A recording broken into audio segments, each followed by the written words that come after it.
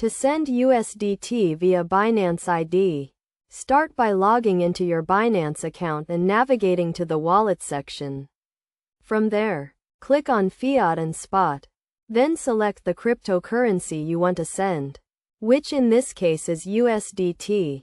Next, click on Withdraw, and you will be taken to a page where you can enter the recipient's Binance ID. Make sure to double-check the ID to avoid any mistakes. You also have the option to add a note to the transaction for your own records. After entering the Binance ID, select the network you want to use for the transaction.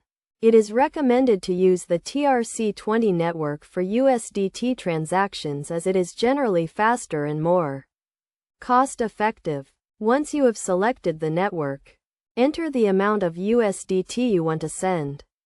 Make sure you have enough USDT in your account to cover the transaction amount and any applicable fees. Before confirming the transaction, review all the details to ensure everything is correct.